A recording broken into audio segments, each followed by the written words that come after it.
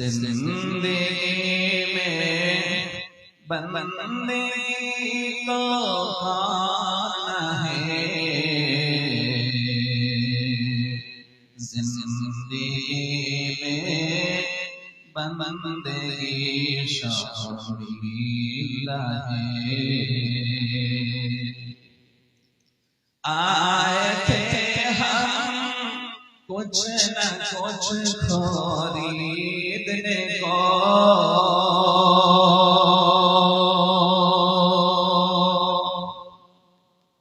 जैसे हो शक मेरे कल्बो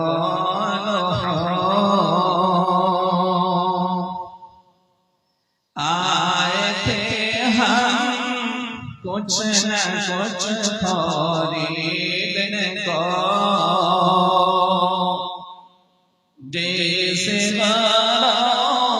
शक मेरे कल्बो वरना कई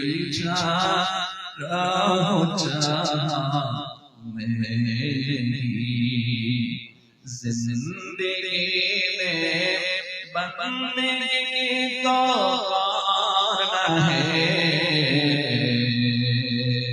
जिंदगी में बंदगी शर्मीला है।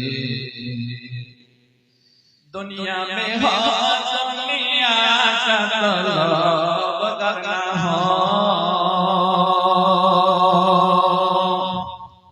दुनिया में हो दुनिया का तलब करना हो,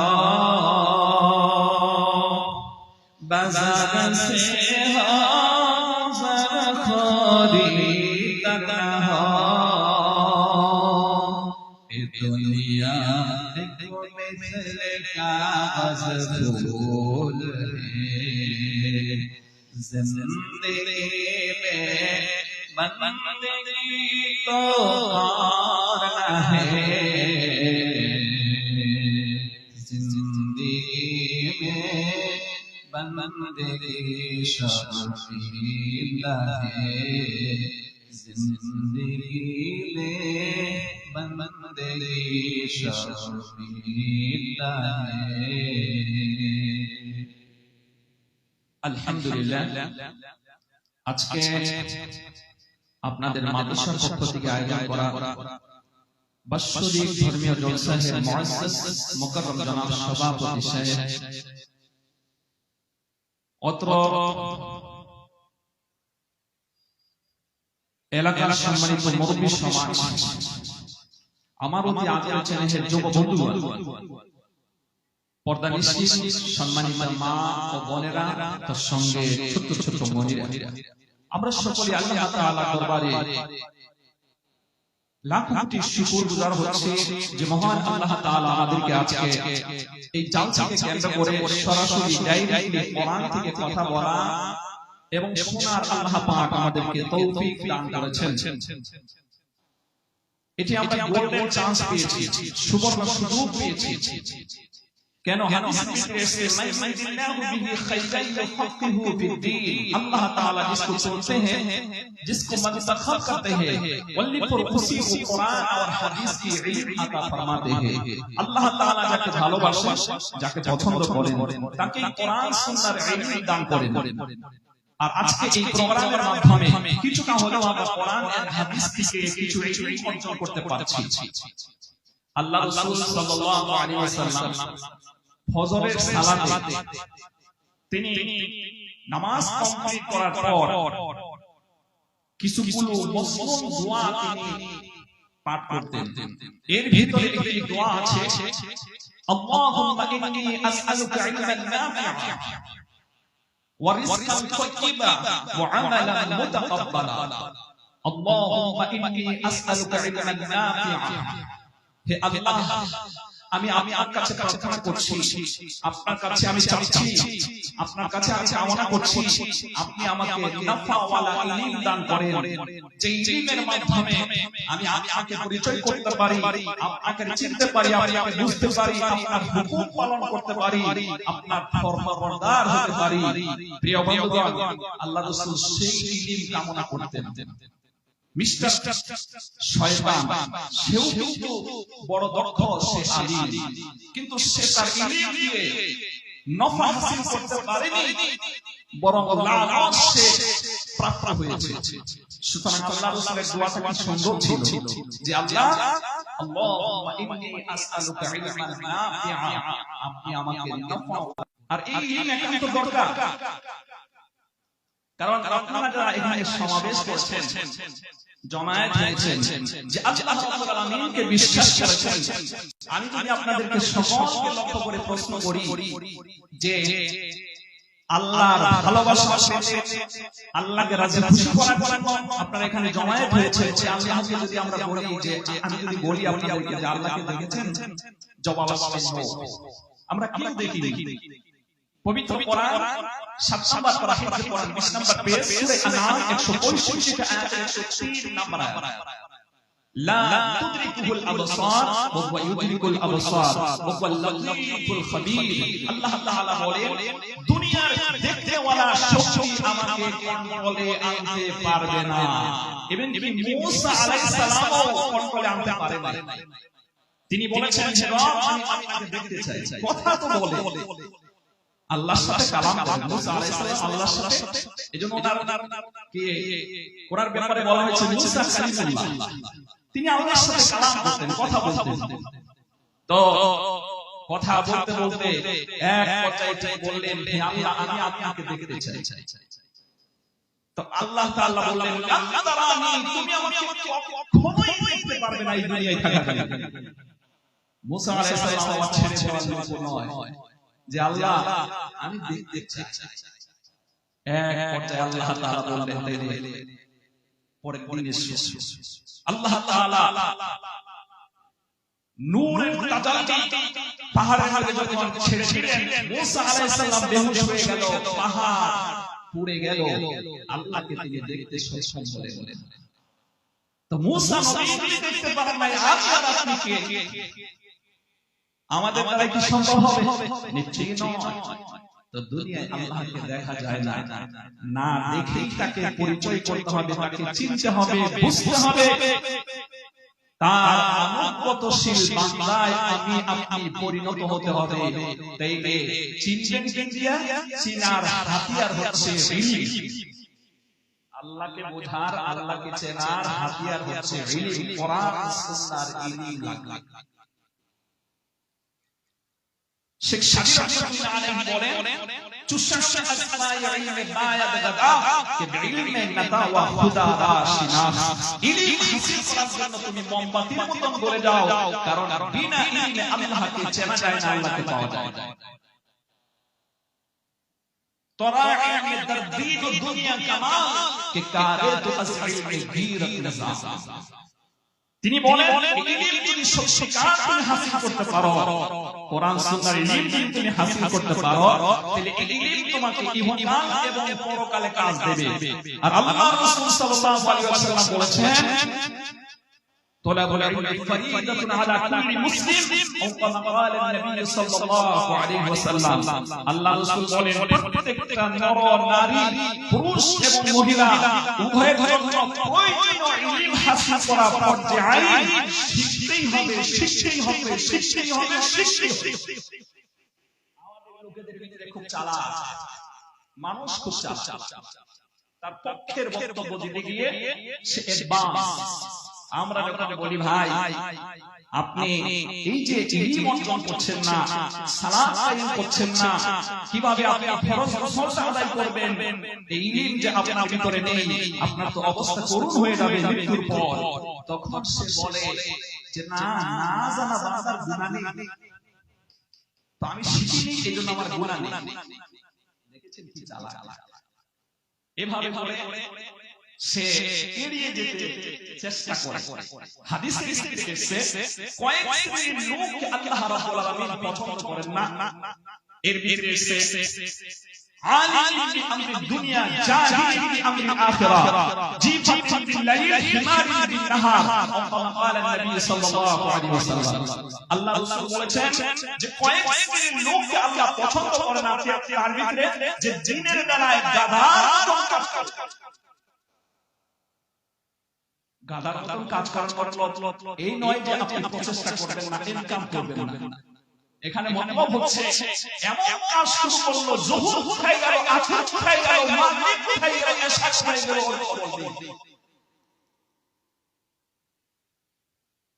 আছে না এরকম কথা বলা না আছে কি? তো দিনের বেলা গাধার কাজ করলো আর রাতে বলার মতো ঘুমায়, ফজরের সালাত নেই এবং এশার সালাত তার ভিতরে নেই।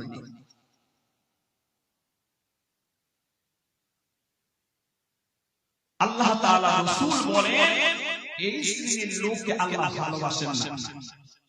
পাশাপাশি দুনিয়ার ব্যাপারে সে বিজ্ঞ, আখিরাতের বিষয়ে আখিরাতের ব্যাপারে সে অজ্ঞ। দুনিয়ার বিষয়ে সে এমন বিজ্ঞ, কোথায় কিভাবে ব্যবসা করলে সে লাভবান হবে, তারপরে সে পুকুর খনন করেছে, সেখানে কিভাবে মাছ ছেড়ে দিলে মাছ বড় হবে। এখন মানুষ মাঠের জমিতে চাষ করতে গিয়ে ফলন বাড়াতে গিয়ে সার ব্যবহার করে, এখন মাছে পুকুরের মধ্যে সার ব্যবহার করছে। আপনাদের এই পশ্চিম বাংলায় হচ্ছে কিনা আমাদের আসামে কিন্তু হচ্ছে। তাইলে মাছটাকে কি কায়দায় বড় করা যাবে সে ভালো জানে, কিন্তু ওকে যদি বলেন কোরআন সুন্নাহর ইলমের ব্যাপারে, তখন সে বলে না আমি তো কিছু জানি না, আর বলে তারপরে যে না আমাকে আল্লাহ বলবেন না, কারণ আমি তো জানি না। এভাবে করে সে এড়িয়ে যায়। বিষয়টা এত সহজ নয়, আপনাকে শিখতেই হবে। আল্লাহ রাসূল বলেছেন আপনার শিক্ষা শুরু হবে মায়ের কোল থেকে। পবিত্র কোরআন আপনি স্টাডি করলে পড়বেন 14 নম্বর পারা, সূরাটার নাম হচ্ছে সূরা আল হিজর 99 টোটাল আয়াত 99 নম্বর আয়াত, অর্থাৎ আখির আয়াতে বলা হয়েছে ওয়া'বুদ রাব্বাকা হাত্তা ইয়াতিয়াকাল ইয়াকিন, মৃত্যু পর্যন্ত তুমি আল্লাহর ইবাদত করবে। এবার আল্লাহর ইবাদত করতে গেলে ইবাদতটা বুঝতে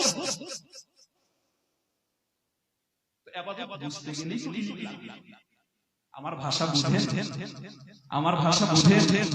আমি যতটা কথা বললাম যদি আপনি একটু অনুধাবন করেন, চিন্তা করেন এই কথাগুলোর উপরে ভিত্তি করে, আর সারা রাত পড়াশোনা করবেন না, আপনার লাইফ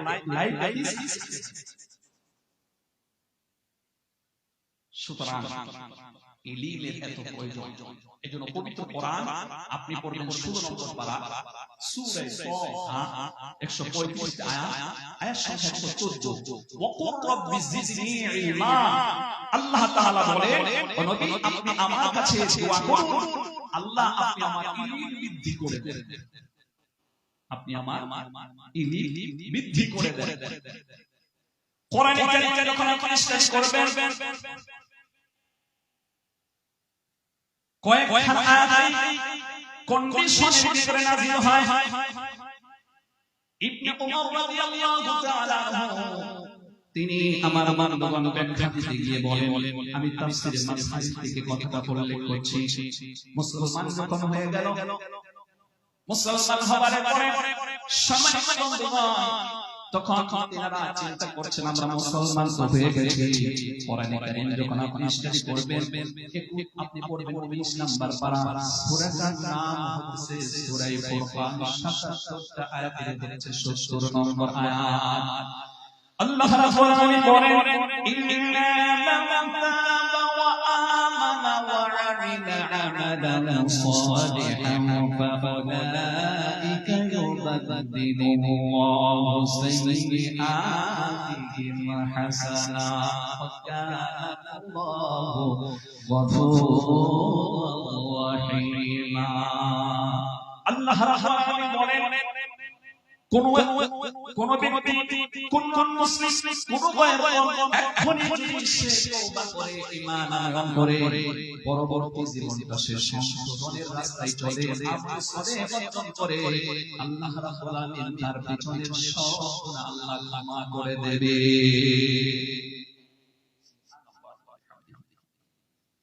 শুধু তাই নয়, গুনাহ শুধু ক্ষমা করা হবে না, ওর লাইফে ওর জিন্দেগিতে কুফরি জিন্দেগিতে সে যত ধরনের গুনাহ করেছিল আল্লাহ তাআলা এমন পাওয়ারফুল মনোরম পাওয়ার দ্য মোস্ট স্ট্রং আল্লাহ পাক হচ্ছেন সুপার পাওয়ার। কোরআনে কারীমে যখন আপনি বের করবেন আপনি পড়বেন 17 নম্বর পারায় সূরা আল আনবিয়া 112 টা আয়াতে এ হচ্ছে 23 নম্বর আয়াত। বলুন আল্লাহু আকবার। আল্লাহ রাব্বুল আলামিন বলেন লা ইয়াসআলু আম্মা ইয়াফআলু ওয়া হুম ইউসআলুন। আল্লাহ রাব্বুল আলামিন বলেন আমি যা করছি কারো কাছে কৈফিয়ত দিতে হবে না, তবে হে বান্দা তোমরা যে কর্মগুলো করছো আমি আল্লাহ রাব্বুল আলামিনের সম্মুখে তোমাদেরকে জবাবদিহি করব, জবাব দিতে হবে। কথা বলুন ঠিক কিনা? তো আল্লাহ রাব্বুল আলামিন এমন পাওয়ারফুল এক্ষুনি তওবা করে ঈমান আনার পরে শিশু আমল ফলে অর্জন করতে শুরু করে আমল ফলে আরম্ভ করে দিল, পরবর্তী জীবনটা ভালো বানিয়ে দিল। আল্লাহ তাআলা শুধু তার গুনাহ ক্ষমা করে না, গুনাহগুলোকে আল্লাহ নেকি দিয়ে বদলিয়ে দেয়। নেকি দিয়ে আল্লাহ তাআলা পরিবর্তন করে দেয়। ইবনে উমর রাদিয়াল্লাহু তাআলা আনহু বলেন যখন এই আয়াত অবতীর্ণ হলো আমাদের আকীদা এবং বিশ্বাস হয়ে গেল আহারে তো নন মুসলিম ছিলেন এবার মুসলিম হয়েছে, আমাদের পিছনে গুনাহগুলো আল্লাহ মাফ করে দিয়েছেন এবং গুনাহগুলোকে নেকি দিয়ে পরিবর্তন করে দিয়েছেন। এখন আমরা যত নেকির কাজ করছি একদিকে নেকির কাজ করছি, অপর দিকে এই নেকির কাজটা কবুল হয়ে যাচ্ছে। সাহাবাদের বিশ্বাস যখন হলো তখন আয়াত অবতীর্ণ হলো। কোরআনে কারীমে যখন আপনি বের করবেন এই তো কোরআন শরীফ লেখা আছে, আপনি পড়বেন 26 নাম্বার পারা সূরাটার নাম হচ্ছে বন্ধু সূরা মুহাম্মদ সাল্লাল্লাহু আলাইহি ওয়াসাল্লাম। আর 30 টা আয়াত বিশিষ্ট এই সূরাটার 33 নাম্বার আয়াত। বলুন আল্লাহু আকবার। আল্লাহ রাব্বুল আলামিন বলেন ইয়া আইয়ুহাল্লাযীনা আমানু আতিউল্লাহ ওয়া আতিউর রাসূল ওয়া লা তুবতিলু আ'মালাকুম। বিশ্বাসীরা জেনে রাখো আল্লাহ রাব্বুল আলামিন সব করে বলেছেন ও বিশ্বাসীরা তোমরা আল্লাহকে মানো, আল্লাহ রাসূলকে মানো এবং আল্লাহ রাসূলের অনুসরণবিহীন আমল করে তোমাদের নেক আমলগুলো মনে করছো তোমরা নেক আমল, আল্লাহ রাসূলের তরিকায় সেই আমলটা যদি না হয় তাহলে তোমাদের আমলগুলো বরবাদ হয়ে গেল। নবীর তরিকায় আমল না করে তোমাদের আমলগুলোকে তোমরা বরবাদ করো না। প্রিয় ভাই তখন সাহাবারা বুঝতে পারলেন যে আমরা আমল করলেই কবুল হয়ে যাচ্ছে না, আমল কবুল হওয়ার শর্ত হচ্ছে মুহাম্মদ রাসূলুল্লাহ সাল্লাল্লাহু আলাইহি ওয়াসাল্লামের সুন্নতি তরিকায় হতে হবে, তবেই না কবুল হবে। এখন আপনি যে ভালো আমলগুলো করবেন এই ভালো আমল করতে গেলে নবী সাল্লাল্লাহু আলাইহি ওয়াসাল্লামের সুন্নতি তরিকায় হচ্ছে কিনা এটা জানার জন্যই তো আপনাকে ইলম লাগবে। কথা কি বুঝতেছেন? কথা কি বোঝা যাচ্ছে? তখন সাহাবারা বলছেন না আমরা সব আমল করলেই হয়ে যাচ্ছে না, যদি নবীজির তরিকায় না হচ্ছে তাকে হবে। প্রিয় বন্ধুগণ আপনি কোরআনে কারীমে তিলাওয়াত করবেন 29 নম্বর পারার প্রথম যে সূরাটা হয় সেটার নাম হলো সূরা মুলক। 30 টা আয়াত বিশিষ্ট সূরা। আল্লাহ রাসূল বলেন এই সূরাটার আলাদা একটা বৈশিষ্ট্য আল্লাহ রেখে দিয়েছেন, ফজিলত রেখে দিয়েছেন। আমার বান্দাগণ রাত বেলায় সে লোকটা যদি মাগরিবের নামাজের পর থেকে নিয়ে শোয়ার পর্যন্ত এই সূরাটা একবার যদি সে তিলাওয়াত করে আর এই তিলাওয়াতের চেষ্টা চালিয়ে যেতে হবে মৃত্যুদম পর্যন্ত, এই সূরা তিলাওয়াতের বরকতে আল্লাহ তাআলা ওই ব্যক্তিকে কবরের আযাব থেকে বাঁচিয়ে দিবে। সুবহানাল্লাহ। এই সূরা আপনারা তিলাওয়াত করবেন। সম্ভবত আল্লাহ তাআলা বলেন আল্লাযী খালাকাল মাউতা ওয়াল হায়াতা লিয়াবলুয়াকুম আইয়ুকুম আহসানু আমালা। আল্লাহ রাব্বুল আলামিন বলেন আমি হায়াত এবং মওতকে এজন্য সৃষ্টি করেছি যাতে করে আমি আমার বান্দাকে পরীক্ষা নেব, পরীক্ষা নেব সে আমলের ভিত্তিতে সেরা আমল করতে পারে, ভালো আমল করতে পারে। আল্লাহু আকবার। আমলগুলোর ভিতরে ভালো আমল হচ্ছে যে আমল আল্লাহকে সন্তুষ্ট করার জন্য ইখলাস নিয়ত নিয়ে নবী সাল্লাল্লাহু আলাইহি ওয়াসাল্লামের তরিকা অনুযায়ী করতে।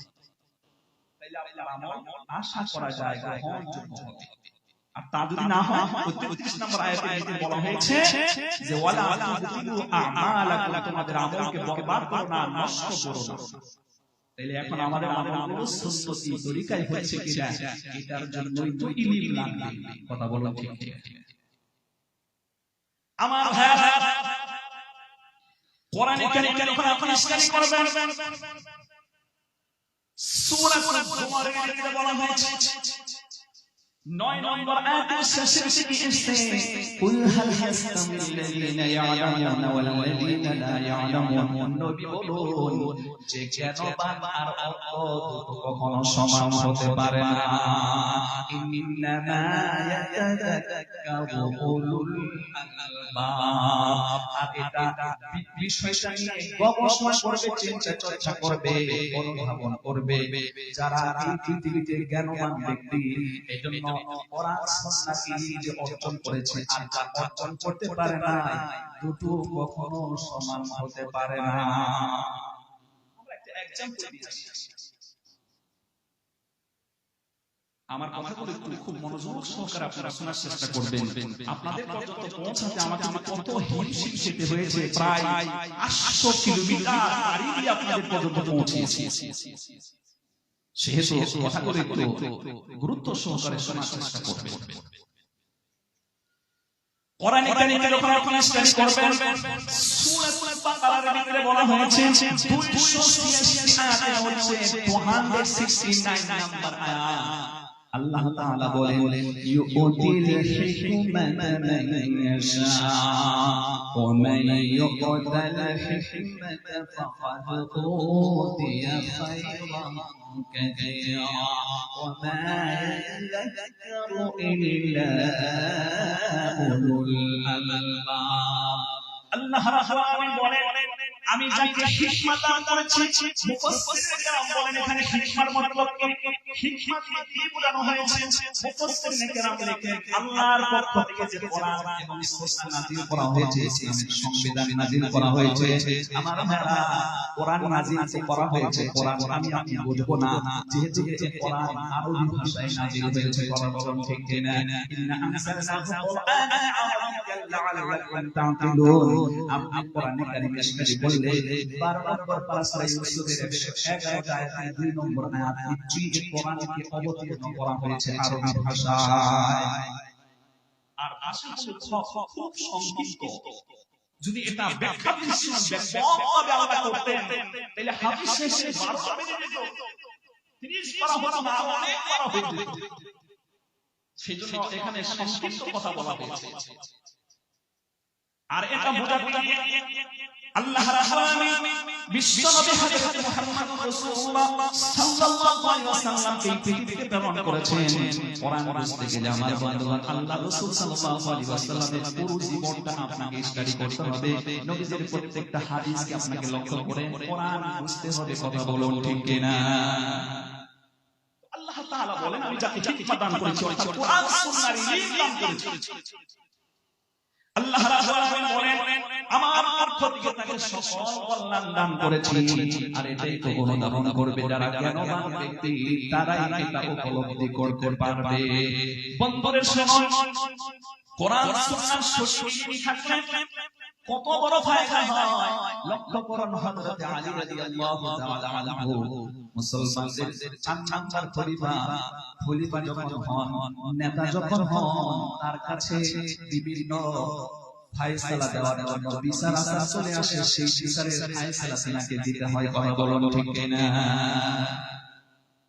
কোরআনে কারীম যখন আপনি বের করবেন, আপনি পড়বেন 19 নাম্বার পারা, দ্বিতীয় নম্বর পৃষ্ঠা যখন বের করবেন, সূরা ফুরকান স্টাডি করলে 27টা আয়াতে হচ্ছে 33 নাম্বার আয়াত, ওয়ালা ইয়াতুনাকা বিমাথালিন ইল্লা জি'নাকা বিল হাক্কি ওয়া আহসানা তাফসীরা। আল্লাহ রাব্বুল আলামিন বলেন, মানব প্রাণীর যত ধরনের প্রয়োজন হবে, যত সমস্যা হবে, সমস্ত সমস্যার সমাধান আমি কোরআনে অবতীর্ণ করে দিয়েছি। নবী হে, আমার বান্দা যখন আপনার কাছে চলে আসবে, এই কোরআনটা বের করে তার ব্যাখ্যা বিশ্লেষণের মাধ্যমে আপনি সঠিক ফায়সালা বর্ণনা করবেন। আল্লাহু আকবার। আল্লাহ রাসূল বলেন, আনা মাদিনাতুল ইলম ওয়া আলাইকুম বাবুহা, আওয়ামা ক্বালা নবী সাল্লাল্লাহু আলাইহি ওয়াসাল্লাম। আল্লাহ রাসূল বলেন, আমি হলাম জ্ঞানের রাজ্য, আর সেই রাজ্যে প্রবেশের দরজাটা হলো আমার আলী। অর্থাৎ আলীকেও আল্লাহ তাআলা বিশেষ গুণে গুণান্বিত করেছেন, অনেক জ্ঞান দান করেছিলেন, যার জন্যই আল্লাহ রাসূল তার ব্যাপারে এই কথা বলেছেন। ঠিক কি না? হযরত আলী রাদিয়াল্লাহু তাআলা যখন খলিফা হলেন, ওনার কাছে একটা বিচার চলে এলো। কি বিচার? যে একটা ঘরের মধ্যে ঘরটা অন্ধকার। আগের দিনে তো সংকীর্ণ দিন ছিল, এরকম লাইটের ব্যবস্থা ছিল না, এরকম আলোর ব্যবস্থা ছিল না। তো ঘরে আলো নেই। এমন সময় দুজন মহিলা দুটো বাচ্চা প্রসব করেছেন। এই বাচ্চা প্রসব করতে গিয়ে একজনের হয়েছে মেয়ে সন্তান, আর একজনের হয়েছে ছেলে সন্তান।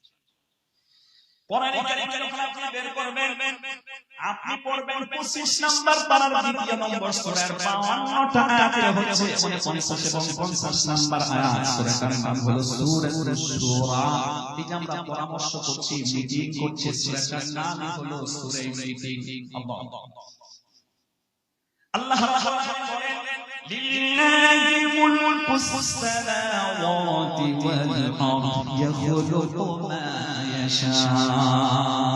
يهب لمن يشاء إناثا ويهب لمن يشاء الذكور أو يزوجهم ذكرانا وإناثا ويجعل من يشاء عقيما إنه عليم قدير। আল্লাহ রাব্বুল আলামিন বলেন, আকাশ আর জমিন আমার, এগুলোকে আমি সৃষ্টি করেছি। সুতরাং জমিনের কি সৃষ্টি করব আমি আল্লাহ রাব্বুল আলামিন নিজেই ফয়সালা করি। আল্লাহ তাআলা বলেন, দাম্পত্য জীবন যখন পায়, আল্লাহ তাআলা বলেন, আমি কাউকে দেই কন্যা সন্তান, কাউকে দেই পুত্র সন্তান, কাউকে কন্যা দেই পুত্র দেই, আবার কাউকে কিছুই দেয় না। সবটা আল্লাহ রাব্বুল আলামিনের কাছে। কথা বলুন ঠিক না? তো কাউকে শুধু শুধু মেয়ে দিচ্ছে 3, 4, 5, আবার কারো ছেলে দুটো আমাদের গ্রামে আছে 11টা ছেলে, ওর একটা মেয়ে নিয়ে শুধু মেয়ের আশায় 11টা ছেলে।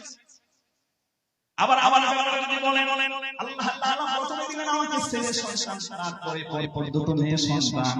বন্ধুগণ, কিন্তু সমাজের ভিতরে একটা দুষ্ট চরিত্র হলো, জাহিলিয়াতের যুগের চরিত্র হলো।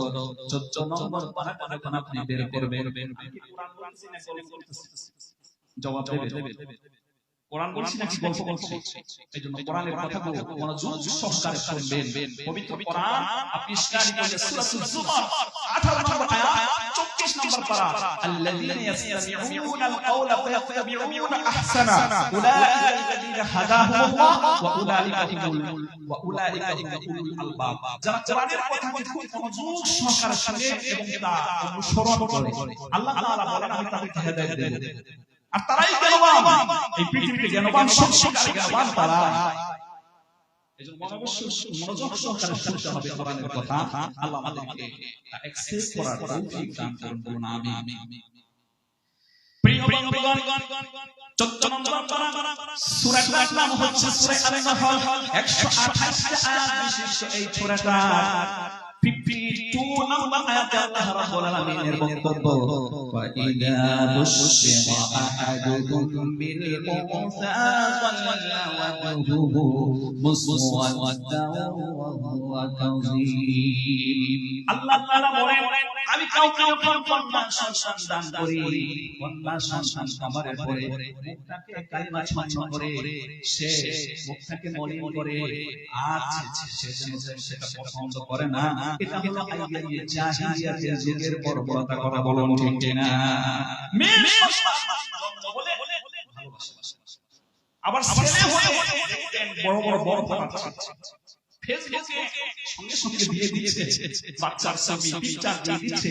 মেয়ে সন্তান হলে যদিও তার বন্ধু ফোন করে বলে শুনতে পেয়েছিলাম তোমার বিবি নাকি প্রেগন্যান্সি ছিল, কিছুদিনের ভিতরেই হয়তো বাচ্চা প্রসব করবে, তো বাচ্চা হলো কিনা বলে যে না, খবর দেওয়া যাবে না, যা হয়েছে তা খবর দেওয়া যাবে না। আচ্ছা না, এরকম বন্ধুরে বলে এজন্য মেয়ের সন্তানকে কেউ অ্যাকসেপ্ট করতে চায় না, বরং মেয়েদের ব্যাপারে আল্লাহ পাকের পক্ষ থেকে পুরস্কারের কথা বেশি ঘোষণা হয়েছে, ছেলেদের ব্যাপারে এরকম কিন্তু ঘোষণা নেই। আর বাস্তবতার তার নমুনা হলো বন্দরের সমাজে দেখবেন ছেলের চাইতে মেয়েরা মা বাবাকে সবচেয়ে ভালোবাসে। আল্লাহর রাসূল সাল্লাল্লাহু আলাইহি ওয়াসাল্লাম মেয়েদেরকে এত ভালোবাসেন। আল্লাহর রাসূল যখন সফরে যেতেন সবার শেষে হযরত ফাতিমাতুজ জাহরা রাদিয়াল্লাহু তাআলা আনহার সাথে দেখা করতেন। আবার তখন ঘরে ফিরতেন আল্লাহর রাসূল সাল্লাল্লাহু আলাইহি ওয়াসাল্লাম সর্বপ্রথম ফাতিমার সাথে সাক্ষাৎ করতেন। সুবহানাল্লাহ। এজন্য মেয়েদেরকে ভালোবাসা শিখুন। এখানে যদি আমি কথা বলি 4 সময় লাগবে এই সাবজেক্টে কথা বলতে, কিন্তু আমরা পয়েন্ট যাচ্ছি। তো একই ঘরের ভিতরে দুটো মহিলা বাচ্চা প্রসব করলো, যেখানে একজন জন্ম দিয়েছেন ছেলে সন্তান আর একজন জন্ম দিয়েছেন মেয়ে সন্তান। এবার দু মায়ের ঝগড়া লেগেছে। অন্ধকারের সুযোগ নিয়ে বলছেন আমি ছেলে সন্তান জন্ম দিয়েছি, দুজনেই ছেলে সন্তান জন্ম দিয়েছি, এটা কি সম্ভব? তাহলে দুটো ছেলে সন্তান ওই ঘরের ভিতরে থাকতো। কথা বলেন ঠিক ঠিক? এই যে হিজমার জ্ঞান কাকে বলে, এটা আপনাদের আমি আপনাদের সম্মুখে এই ঘটনাটা নিয়ে এলাম। বন্ধুরে ঘটনাগুলো আল্লাহ তাআলা হাদিসের ভিতরে কিছু ঘটনা আছে, কোরআনে কারীমের ভিতরে অনেকগুলো ঘটনা আছে।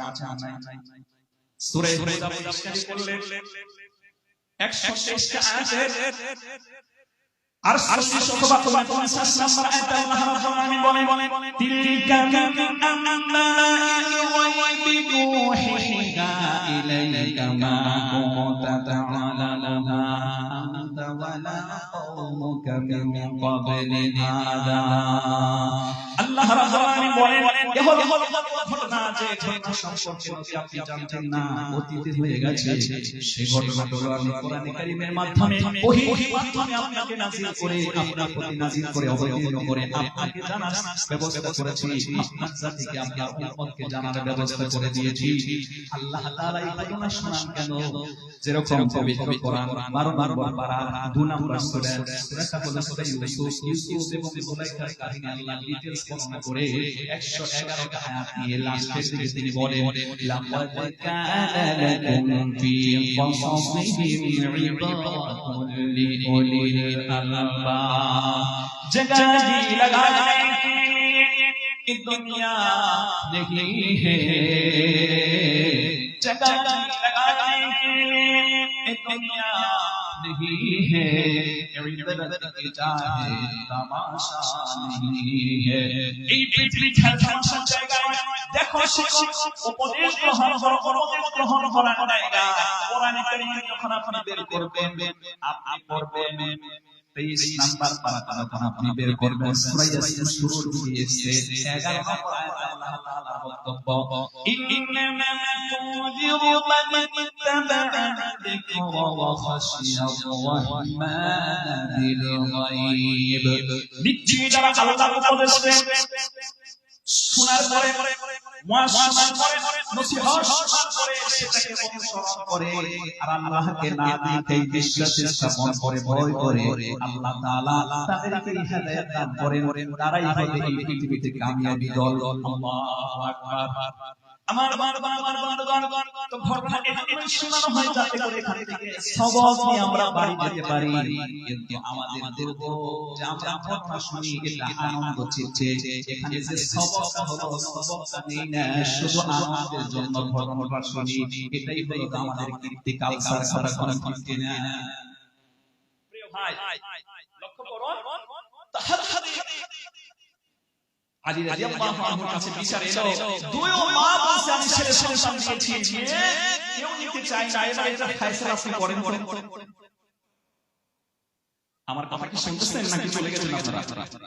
আছেন আমার হযরত আলী রাদিয়াল্লাহু আনহু দুটো মহিলাকে বললেন যাও একটা করে পাথর হাতে দিলেন, দুইজন মার কাছে গিয়ে বলো তাদের স্থানের ভিতরে যে দুধ আল্লাহ দিয়েছে বাচ্চা খাবে, এই দুধটা তারা যেন স্থান থেকে ওই পাথরের মধ্যে রেখে দেয়, যতটা সম্ভব বের করতে পারে। তখন বের করে নিয়ে আসা হলো। বের করে নিয়ে আসার পরে ওই পাথরের দুধটা মাপ দিলেন। মাপ দেওয়ার পরে যার দুধের সংখ্যা বেশি হলো তাকে দিয়ে দিলেন ছেলে। সুবহানাল্লাহ। তাকে ছেলে দিয়ে আর দুধের পরিমাণ যার কম ছিল তাকে দেওয়া হলো মেয়ে। এখন মেয়ের মা অভিযোগ করছে আমি এই বিচার মানি। হয়তো তার স্বাস্থ্য ভালো, তার ফিগার ভালো, দুধের পরিমাণ তার বেশি হয়েছে, সেই ছেলে সে পাবে, আমি এটা বিশ্বাস করি না, আমি এই বিচার মানি। এখন হযরতে আলী রাদিয়াল্লাহু তাআলা তখন বললেন যে এই বিচার তো আমার না, এই বিচার ফয়সালা আল্লাহ আগে থেকে করে রেখেছেন, সেটা ভিত্তি করে আমি বিচার করি। মান ক্বালা বিহি সাদাকা, যে কোরআন থেকে কথা বলে সে সত্য কথা বলে। ওয়া মান হাকামা বিহি আদালা, কোরআনের উপরে ভিত্তি করে যে ফয়সালা করে বিচারের, সেটাই জাস্টিস, ইনসাফের শ্রেষ্ঠ বিচার হয়। কথা বলেন ঠিক কিনা? তখন বলল তাইলে আপনি বলেন তো দেখি কোন কায়দায় আপনি বিচারটা করবেন? বিচার আছে কোরআনে? আমার মা বোনেরা আজকে সংখ্যা বেশি, পুরুষের চাইতে মহিলার সংখ্যা বেশি। কোরআন কারীমের একটা সূরা পাবেন না, হে মহিলা সব, মানে কোরআনের মাঝে মাঝে সূরা অবতীর্ণ হতে শুরু করে। হযরত ইব্রাহিম, সূরা ইব্রাহিম, সূরা হুদ, সূরা ইউসুফ, সূরা ইউনূস, আছে না এরকম সূরা? সূরা নূহ। তো পুরুষদের নাম ধরে ধরে সূরা এলো। এখন মহিলারা অভিযোগ করলেন যে হে আল্লাহর রাসূল, শুধু পুরুষদের ব্যাপারে সূরা নাযিল হয়, আমাদের ব্যাপারে সূরা নাযিল হয় না কেন? আল্লাহ বিষয়টাকে অ্যাকসেপ্ট করলেন। আল্লাহ তাআলা কোরআনে কারীমের ভিতরে একজন মহিলার নাম ধরে আল্লাহ একটা সূরা দিয়েছেন। ওই সূরাটার নাম কি বলেন? প্রশ্ন খুব কঠিন হয়ে গেল। এখন যদি বলা হয় যে বলেন তো আমাদের ভারতবর্ষের ক্রিকেটারদের নাম বলেন, সে ঘুমের তালে তালে বলে বলে প্রশ্ন খুব কঠিন হতো নাকি? কন্তগোটা কোরআন শরীফে একজন মহিলার নাম দিয়ে সূরা এসেছে, আর মহিলা এত দামি, তার নামে সূরা এসেছে এবং তার বাবার নামে সূরা এসেছে, এবং তার বাবার নামে সূরা সূরা আলে ইমরান। ওখানে 200 আয়াত, এখানে 8 আয়াত। আল্লাহু আকবার। আমার বন্ধু, এরপরে আল্লাহ তাআলা না নিয়ে সকল মহিলাকে লক্ষ্য করে কোরআনে কারীমের ভিতরে আরো খানা সূরা নাযিল করলেন। 4 নাম্বার পারা থেকে সূরাটা শুরু হয়েছে, মোটামুটি প্রায় 6 নম্বর পারায় সূরাটা কমপ্লিট। 167 টোটাল আয়াত। আল্লাহু আকবার। প্রায় 3 পাওয়া বিশেষ, অর্থাৎ 4 ভাগে 3 ভাগ পুরো একটা সূরা নাযিল হয়েছে। এই সূরাটা কি বললে আয়াত সংখ্যা 11, 12, 13, 14, 11 নম্বর আয়াত। তিনি দলিল দিচ্ছেন। আল্লাহ রাব্বুল আলামিন বলেন ইউসিকুমুল্লাহু ফি আওলাদিকুম লিযযাকারি মিথলু হাযিল উনসায়াইন। আলী রাদিয়াল্লাহু তাআলা আনহু বললেন যে যার জাতের পরিমাণ বেশি হয়েছে আমি তাকে ছেড়ে দেওয়ার কারণ হলো আল্লাহ তাআলা বলেন তোমাদের ব্যক্তিতে সম্পদ যখন বন্টন করা হবে ছেলে পাবে মেয়ের ডাবল পাবে ছেলে সেজন্য তার খাসতার পরিমাণ আল্লাহ তাআলা ওই স্তনের মধ্যে বেশি দেবে যার জন্যই আমি এই ফয়সালা করেছি বলুন আল্লাহু আকবার লিল্লাহি তাকবীর তখন ওই মহিলা মানতে বাধ্য হলো সুতরাং কোরআন সুন্নাহর ইলম আল্লাহ তাআলা যাকে দান করেন তিনি বিচারের সঠিক ফয়সালা করতে পারেন আর এই কোরআন সুন্নাহর ইলমকে বলা হয় হিকমার জ্ঞান এই হিকমার জ্ঞান আজকে আমাদের যুব বন্ধুদের ভিতরে নেই বলে সমাজের ভিতরে দেখবেন সবচেয়ে উদ্ভ্রান্তারি করছে আমার এই যুব বন্ধুরা কথা কোন ঠিক কোরআন সুন্নাহর ইলম নেই কোরআন সুন্নাহর জ্ঞান নেই যার জন্য বেপরোয়া হয়ে গেছে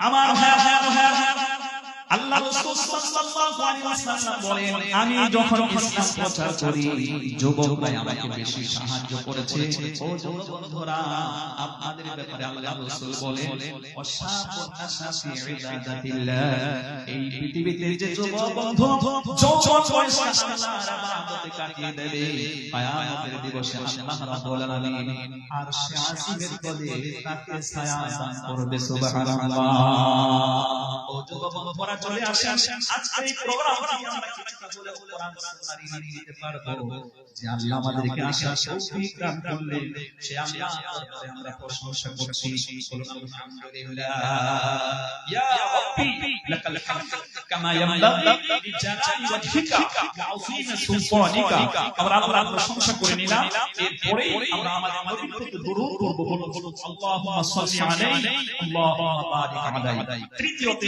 ইন্তিজামিয়া কমিটি অক্লান্ত পরিশ্রমের মধ্য দিয়ে আমাদেরকে এই প্রোগ্রাম উপহার দিয়েছেন আমি মুসাফির হয়ে তাদের জন্য দোয়া করি মুস্তাজাবাতুল দাওয়া লা শাক্কা ফীহিনা মুসাফিরের দোয়া দাওয়াতুল মুসাফির এখানে তিনজনের দোয়া আল্লাহর দরবারে কবুল হয়ে যায় এর একজন রয়েছে মুসাফির হয়ে আমি দোয়া করছি ইন্তিজামিয়া কমিটি মাদ্রাসার কমিটিকে আল্লাহ পাক দীর্ঘ নেক হায়াত দান করুন সুস্থতা দান করুন মাদ্রাসার হকে কবুলিয়াত পরিশ্রম করার আল্লাহ আমল করার আল্লাহ তাআলা তৌফিক দান করুন আর আমরা এই প্রোগ্রাম শুনতে এসেছি আমাদের আশা বসা সব সকল যেন আল্লাহ কবুল করে আমাদের বসে ভাই ভাই যখন পৃথক হবে ইয়াউমা ইয়াকুল মারউ মিন আখি ওয়া উম্মিহি ওয়া আবি ওয়া সাহিবাতিহি ওয়া বানি ভাই ভাই থেকে পলায়ন করবে মা তার সন্তান থেকে পলায়ন করবে সেই কঠিন দিবসে যেন এই প্রোগ্রামের উসিলা করে আল্লাহ তাআলা আমাদেরকে যেন ক্ষমা করে দেন একটু মহব্বতের সহিত বলুন আমিন প্রিয় বন্ধুগণ আমি আপনাদের সম্মুখে খুতবার শুরুতে তিনটি আয়াত কোরআন শরীফ থেকে তিলাওয়াত করেছি কোরআনে কারীম থেকে তিলাওয়াত করেছি প্রথম আয়াতটা হচ্ছে আজকে কি বার গিয়েছে রবিবার দুদিন আগে শুক্রবার ছিল মাসবার of the day this is the week সপ্তাহের ভিতরে সেরা দিনের নাম হচ্ছে জুমার দিন পবিত্র কোরআন 28 নম্বর পারা সূরা জুমা 11টা আয়াত বিশিষ্ট একটা সূরা আছে সেখানে আমরা 2 নম্বর আয়াত তিলাওয়াত করেছি এবং সেকেন্ড টাইম ওই যে মা সম্পর্কে যে সূরাটা সূরা আন-নিসা 186 আয়াতের ভিতর থেকে আমরা তিলাওয়াত করেছি 2 নম্বর আয়াত সর্বশেষে 22 নম্বর পারা 1 নম্বর পেজ সূরা আল-আহজাব 73 আয়াতের আমরা তিলাওয়াত করেছি 33 নম্বর আয়াত এই তিনটি আয়াতের সম্মুখে রেখে আপনাদের সম্মুখে আমি সংক্ষিপ্ত আলোচনা উপস্থাপন করতে চাই ওয়া তাওফীকি ইল্লা বিল্লাহ আলাইহি তাওয়াক্কালতু ওয়া ইলাইহি উনীব সুবহানাকা লা ইলমা লানা ইল্লা মা 'আল্লামতানা إنك أنت العليم الحكيم رب اشرح لي صدري ويسر لي أمري واحلل عقدة من لساني يفقهوا قولي ربي زدني علما ربي زدني علما ربي زدني علما শুরু করা যাক এবার তাফসীর আল্লাহ রাব্বুল আলামিন বলেন أفلا يتدبرون القرآن ولو كان من عند غير الله لوجدوا فيه اختلافا كثيرا আল্লাহ তাআলা আমাদেরকে লক্ষ্য করে বলছেন তোমাদের তোমাদের কি হয়েছে যে আমার কোরআন নিয়ে সময় দিচ্ছ না, কোরআন নিয়ে গবেষণা করছো না, কোরআন নিয়ে চিন্তা করছো না। আমার এই কোরআন নিয়ে যদি তোমরা গবেষণা চালাও, চিন্তা চর্চা করো, এর ব্যাখ্যা বিশ্লেষণ করো, তাহলে এখানে এমন গুরুত্বপূর্ণ কথা বলা হয়েছে যা কোনো বৈষম্য নেই, সঠিক কথা এখানে আলোচনা করা হয়েছে। সুবহানাল্লাহ।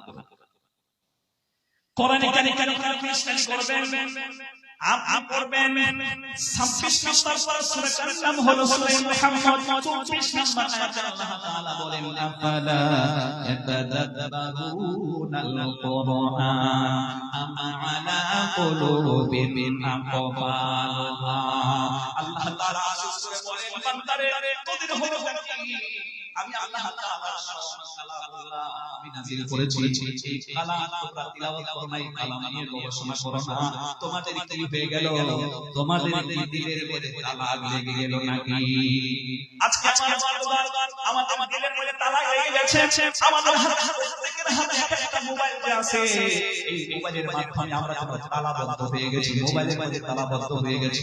এই রাস্তা দিয়ে আসার পথে দেখতে পেলাম কয়েকজন রাস্তার পাশে বসে মোবাইল দেখতেছে, এরকম বাঁকা করে দিয়েছে, বাঁকা করে দিয়ে আমরা মোজা দিয়েছি পায়ের মধ্যে, ওর মোজা হলো আঙ্গুলের মাথা, আঙ্গুলের মাথা মোজা দিয়ে মারতেছে। মানে কি? আমি শুনলাম এটা কি করে পাবজি খেলায় বলে, অনেক কিছু খেলা গেম খেলে যেখানে শুধু একজন আরেকজনকে মারতেছে, গুলি করতেছে অথবা আঘাত করতেছে।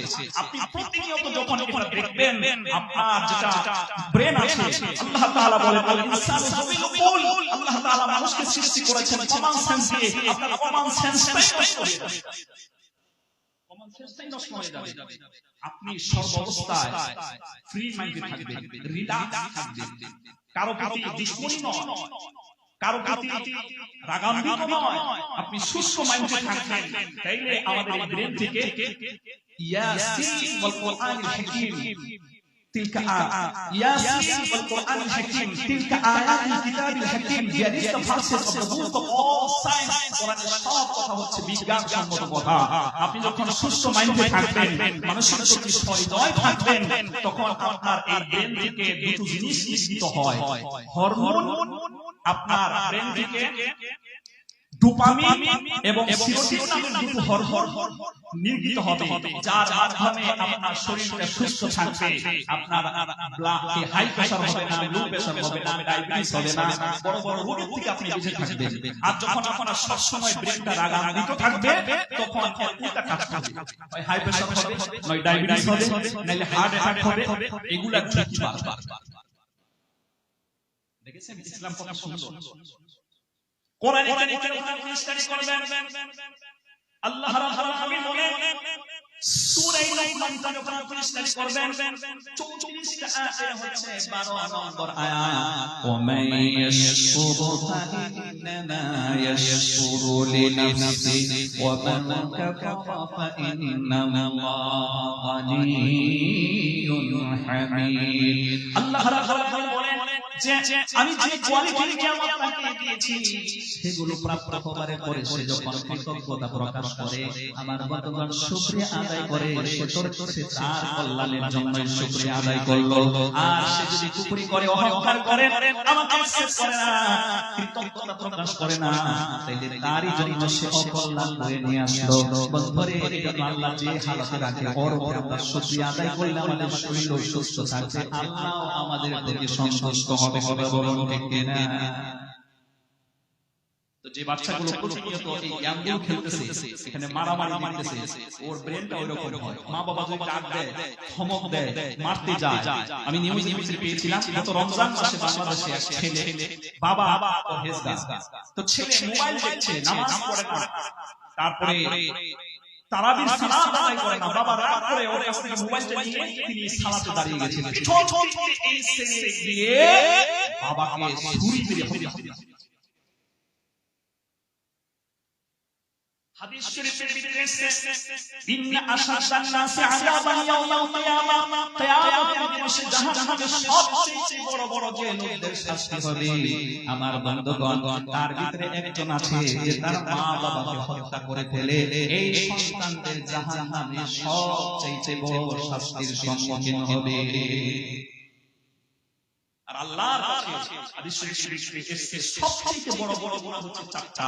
আল ইশরাকু বিল্লাহ ওয়া উকুকুল ওয়ালিদাইন, মা বাবার সাথে নাফরমানি করা, মা বাবা যে জায়েজ হুকুম করেছে সেটা না মানা আল্লাহর কাছে 2 নম্বর সবচেয়ে বড় গুনাহ। 3 নম্বর ওয়াকাতুন নাস, মানুষ হত্যা করা। 4 নম্বর মিথ্যা সাক্ষী দেওয়া। আজকে আমাদের পরিস্থিতি বড় খারাপ হয়ে গেছে। নিউ জেনারেশন আমার এই যুব বন্ধু এরা হচ্ছে ইসলামের সৈনিক হবে, কিন্তু ইসলামের সৈনিক হওয়া বাদ দিয়ে এরা বদমাশ হচ্ছে।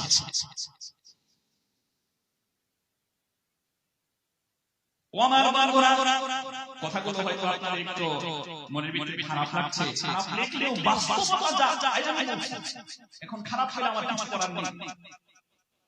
সুতরাং বন্ধুরা, এই যে আমার হাতে তো মোবাইল আছে, আপনি এই মোবাইল ভালোভাবে ইউজ করেন তাইলে আপনি এখান থেকে কল্যাণ হাসিল করতে পারেন। বন্ধুরা, এই যে কোরআনের সবগুলো আয়াত কোথায় কোথায় আছে এটা কিন্তু আমি মোবাইল থেকে মুখস্থ করেছি।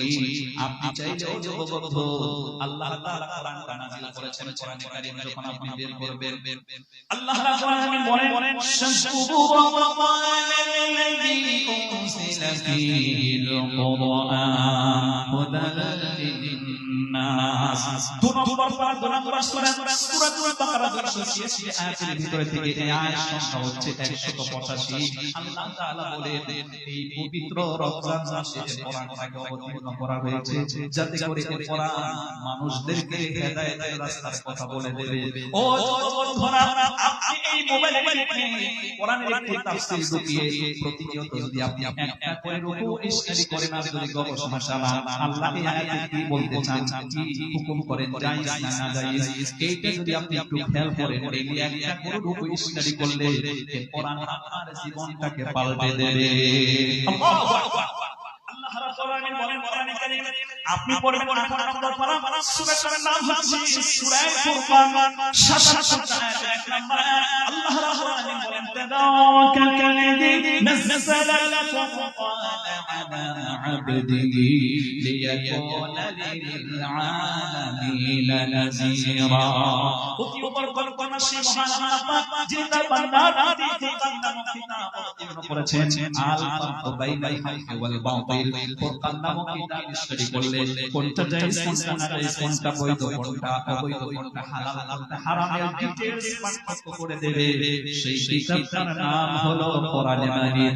বাল হুয়া কুরআনুম মাজিদ ফি লাওহিন মাহফুজ।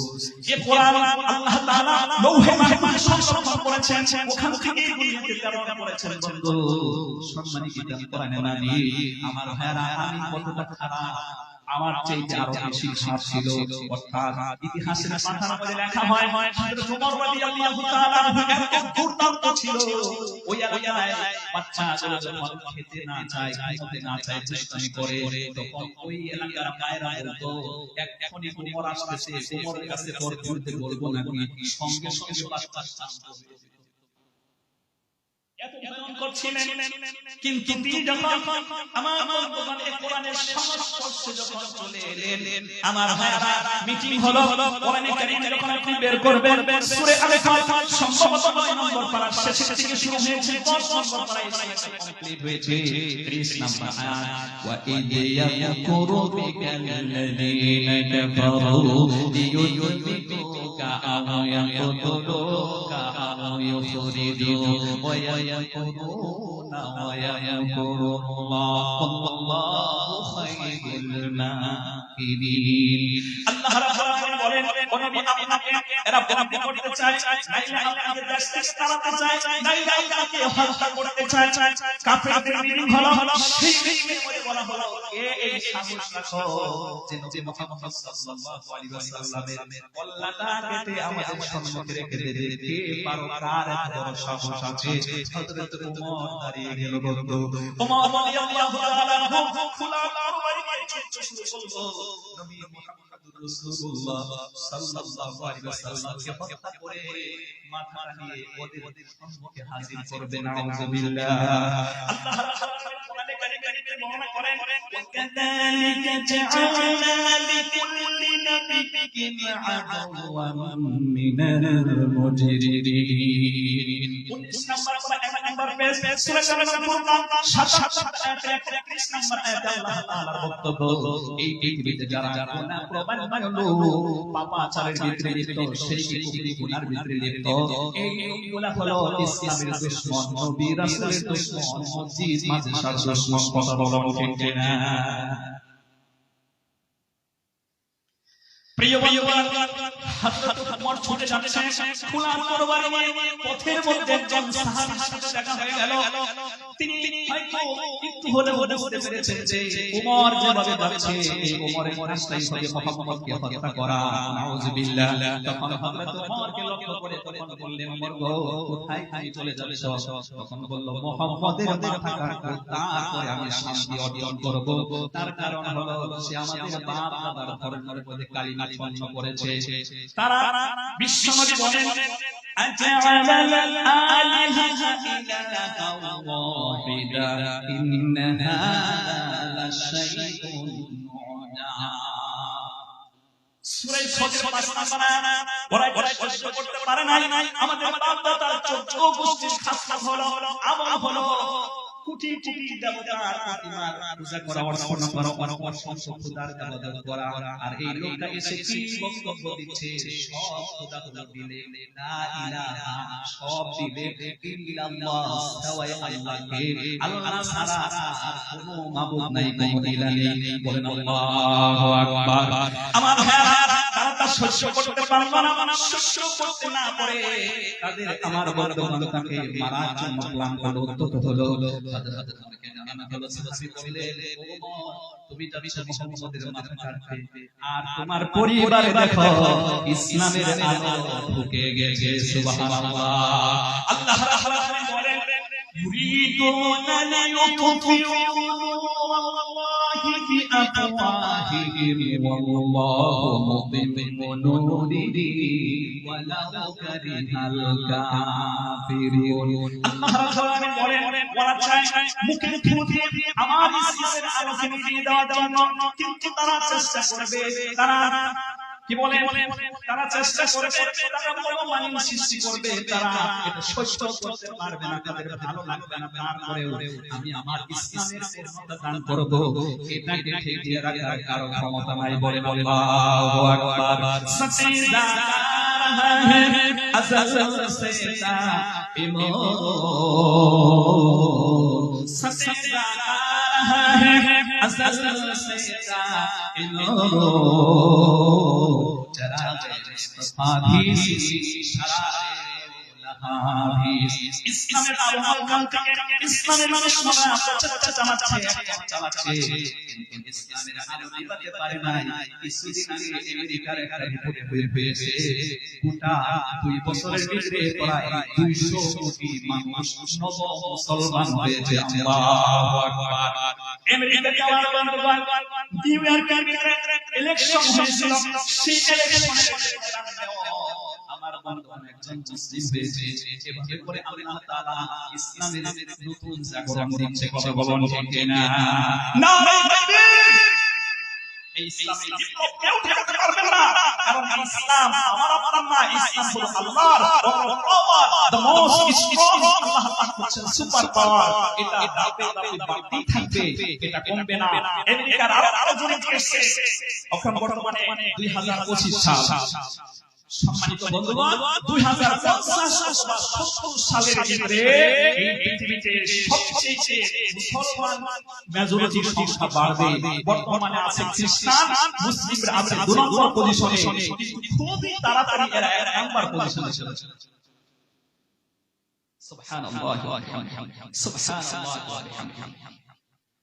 প্রিয় হযরত ওমর রাদিয়াল্লাহু আনহু শোনানো হলো তোমার বোন ফাতিমা এবং তোমার ওই বোনের স্বামী হাসবেন্ড বেজনে মুসলমান হয়ে গেছে, তুমি মুহাম্মাদের মাথা কাটতে যাচ্ছ, আগে দেখো তোমার ঘরকে সামলাও, তারপরে পরে ওখানে যাবে।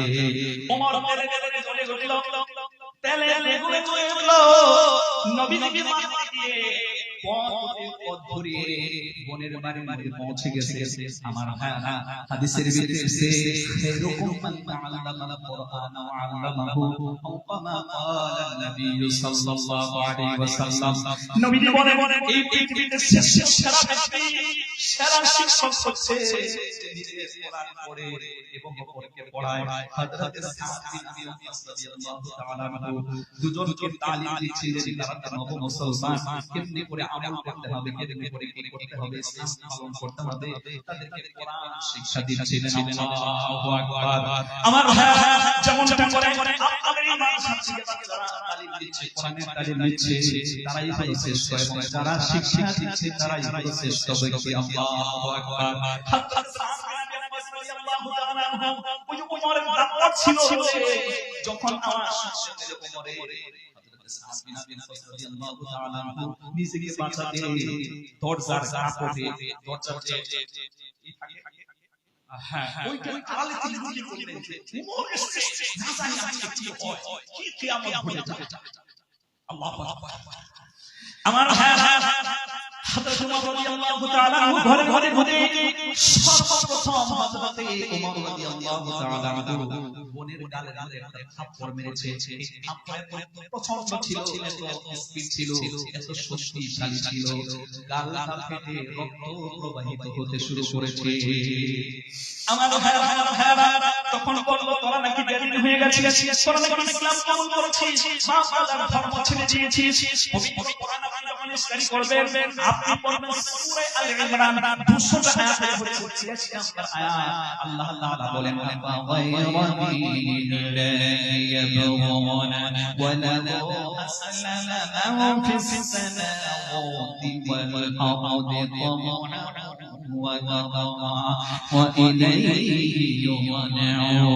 আল্লাহ রাব্বুল আলামিন বলেন তোমাদের হলোটা কি যে তোমরা আমি আল্লাহ তাআলা যে দ্বীন নাযিল করেছি, ইসলাম নাযিল করেছি, এটাকে বাদ দিয়ে তোমরা অন্যটা তালাশ করতেছো, অথচ আকাশে যা আছে জমিনে যা আছে তারা ইচ্ছায় অনিচ্ছায় আমি যে সংবিধান দিয়েছি সেটাই তারা ফলো করে। আর তোমাদের সকলকে আমি আল্লাহর কাছে ফেরত আসতে হতে কথা বলুন, ঠিক কিনা? ইন্না দীনা ইনদাল্লাহি ইসলাম,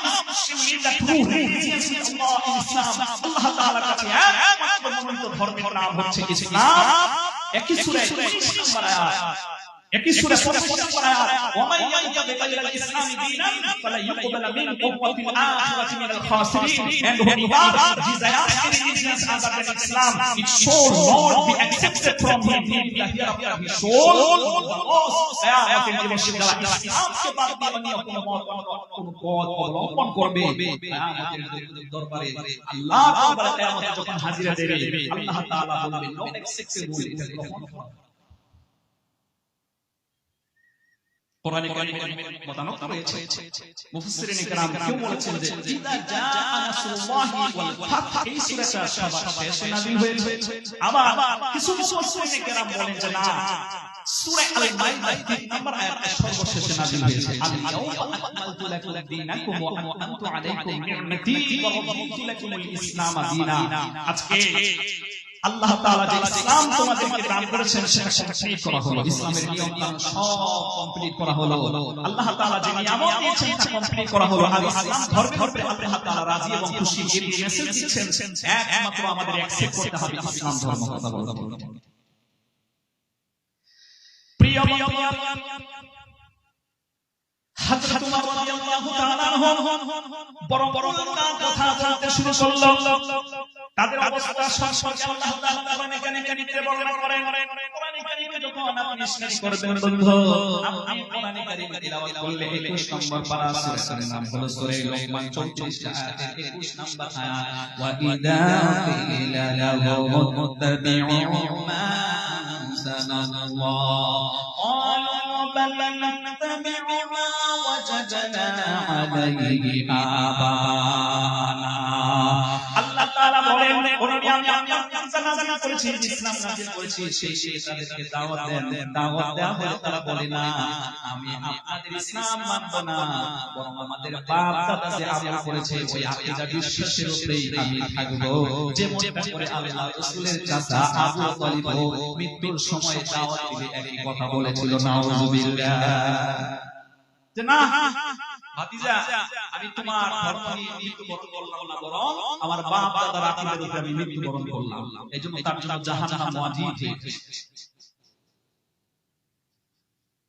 আওয়ালা কানা শাইতানু ইয়াদউকুম ইলা আযাবিস সাঈর। আল্লাহ তাআলা শেষে আফসোস করে ওই ব্যক্তিদেরকে শুনিয়ে দিয়েছেন, আরে তোমরা কেমনে করে বলো যে বাপ দাদার আকীদার উপরে ধর্মের উপরে থাকবে, এটা তোমাদেরকে শয়তান শিখিয়েছে, শয়তান শিখিয়ে তোমাদেরকে জাহান্নামের খোরাক বানাতে চায়। কোরআনে কারীম যখন আপনি স্টাডি করবেন, শয়তান সম্পর্কে আল্লাহ সতর্ক করতে গিয়ে সূরা আল-আরাফ 8 নম্বর পারা থেকে সূরাটা শুরু হয়েছে, 9 নম্বর পারায় কমপ্লিট হয়েছে, 206টা আয়াতে হচ্ছে 27 নম্বর আয়াত। আল্লাহ রাব্বুল আলামিন বলেন, ইয়া বানি আদম লা ইয়াফতিনান্নাকুম আশ-শাইতানু কামা আখরাজা আবাওয়াইকুম মিনাল জান্নাতি ইয়ানযি'ু আনহুমা লিবাসাহুমা লিয়ুরিয়াহুমা মিন সাওআতিহিমা ইলা আখির আয়াত। আল্লাহ রাব্বুল আলামিন বলেন, ওয়া মা শয়তান সম্পর্কে তোমরা সতর্ক থেকো, তার কারণ হলো শয়তান এত বড় বদমাশ, তোমাদের আদি পিতা আদম এবং হাওয়াকে জান্নাতের ভিতরে তার আরামে এসেছিল, সেখানে ধোঁকা দিয়া বোকা বানিয়ে জান্নাতি ফল বপন করে নিষিদ্ধ ফল বপন করে তাদেরকে ল্যাংটা করে ছেড়েছিল, জামা কাপড় শরীরে মধ্যে ছিল না, এত অপদস্থ করেছে। এই শয়তান কিন্তু তোমাদের পিছনেও লাগবে, কথা বলুন ঠিক না? আমাকে যদি ল্যাংটা করে ছাড়তে পারে, আমাদের আদি পিতা আদম এবং হাওয়া আলাইহিস সালামকে ল্যাংটা করতে পেরেছিল, আমাদেরও এই কায়দায় আমাদের ঈমানকে নষ্ট করার চেষ্টা করছে, কথা বলুন ঠিক না? ঈমানের পথে অবিচল থেকে আমার মরণ যেন হয়, তোমারই কাছে মিনতি আমার, তোমারই কাছে মিনতি আমার, মহামহিম দয়াময়।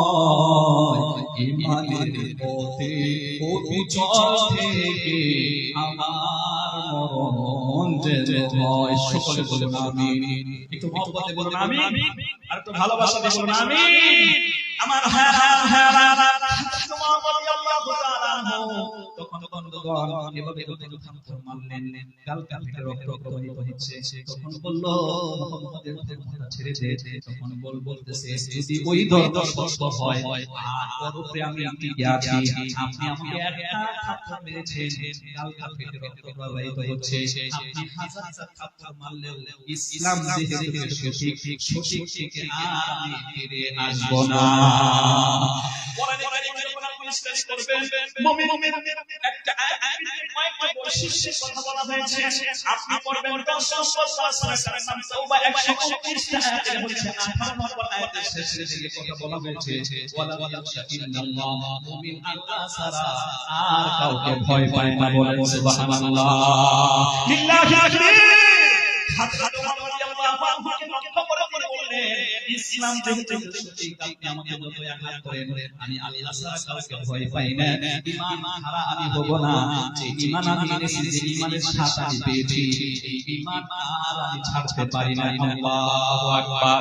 কোরআনে কারীমে যখন আপনি চেষ্টা করবেন আপনি করবেন সূরা ফাতিহা 18 আয়াত বিশিষ্ট এই সূরা 26 নম্বর পারার ভিতরে এসেছে আয়াত সংখ্যা 7 এসেছে ওয়ালাকিন্নাল্লাহ হাব্বাবা ইলাইকুমুল ঈমান ওয়া যায়্যানাহু ফি কুলুবিকুম ওয়া কারাহা ইলাইকুমুল কুফরা ওয়াল ফুসুকা ওয়াল ইসয়ান উলাইকা হুমুর রাশিদুন আল্লাহ তাআলা বলেন আমি যাকে মানে তৌফিক দেই ঈমানকে তার ভালোবাসা বানিয়ে দেই ঈমানকে তার কলবের মধ্যে লালন করি এটাকে সুন্দর করে তার দিলের মধ্যে আমি রেখে দেই আল্লাহ তাআলা তখন বলেন তার এই গুণান্বিত হয় তার সম্মুখে শিরকে কুফরি বেদাতি পাপাচারী যখন সে আজ দেখতে পায় তখন সেটাকে সে ঘৃণা করে ছেড়ে দেয় আল্লাহু আকবার এজন্য মুমিনের বৈশিষ্ট্য হলো তারা কখনো ঈমান দিতে পারে না লাগে জান দিয়ে দিতে পারে ঈমান কিন্তু তারা ছাড়তে পারবে না কথা বলুন ঠিক কিনা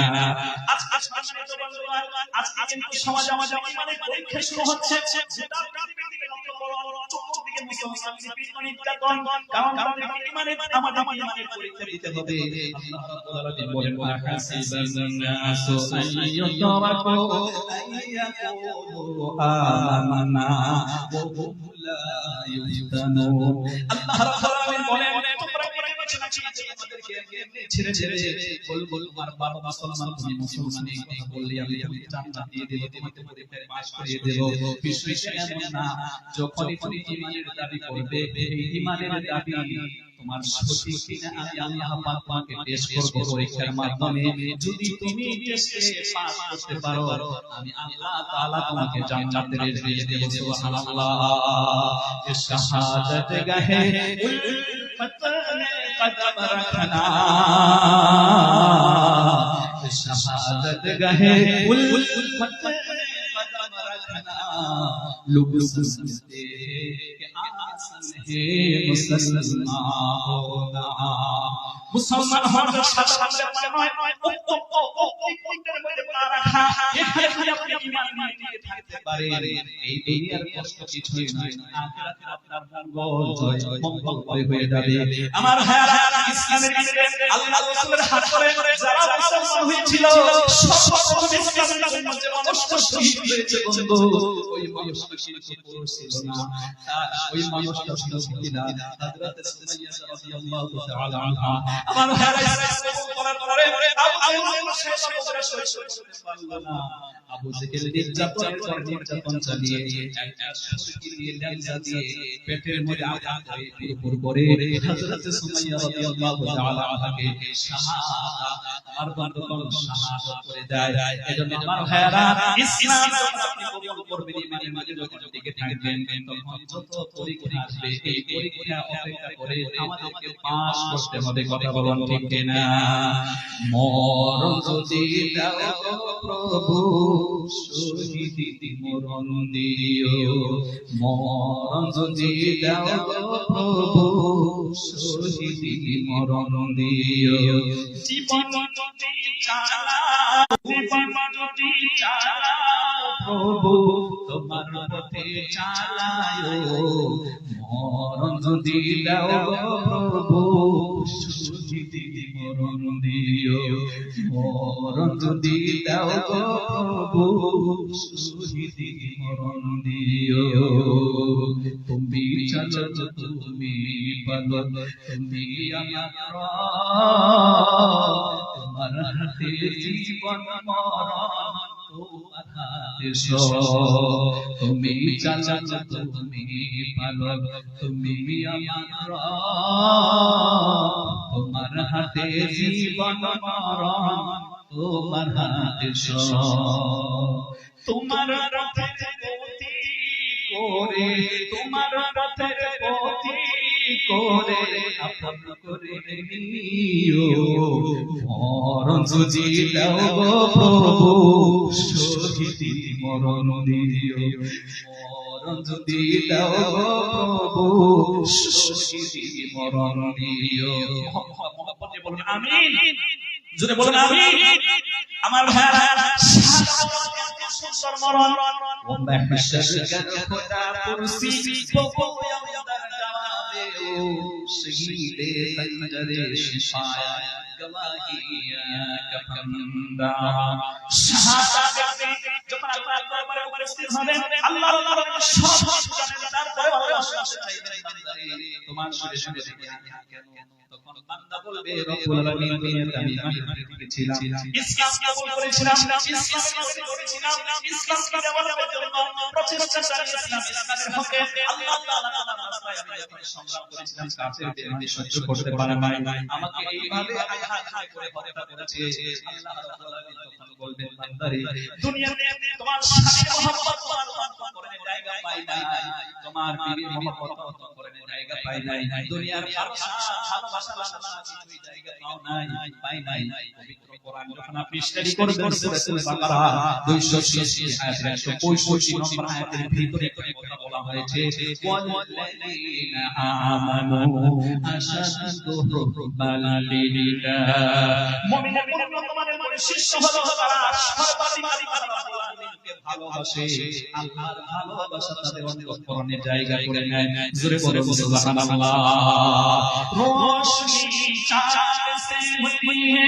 सितारों से नहीं रोशनी चाँद से होती है सितारों से नहीं मोहब्बत से होती है हजारों से नहीं ठीक है আমার যখন আল্লাহ রাব্বুল আলামিন বলবেন তোমার অন্তরে আমার ভালোবাসা সর্বাধিক জায়গা পেয়েছিল বান্দা আজকে তোমার কোনো বিচার করব না হিসাব করব না যাও আমার জান্নাতে তুমি পৌঁছে যাও সুবহানাল্লাহ এজন্য বন্ধুগণ ইমানের পরীক্ষা দিতে হবে আল্লাহ রাসূল সাল্লাল্লাহু আলাইহি ওয়াসাল্লামের সাহাবারা কত ইমানের পরীক্ষা দিয়েছে আল্লাহ রাসূল সাল্লাল্লাহু আলাইহি ওয়াসাল্লামের সাহাবারা এবারে কুরবান দিয়ে আমাদের পর্যন্ত ইসলাম পৌঁছে গিয়েছে ওমর রাদিয়াল্লাহু আনহু বলছেন আপনি আঘাত করেন কেন আমরা ইসলাম ছাড়তে পারি না ঈমান ছাড়তে পারি না আও কুতিলতা বলা হয়েছে তোমাকে যদি পুড়িয়ে দেওয়া হয় তোমাকে যদি কাতল করে দেওয়া হয়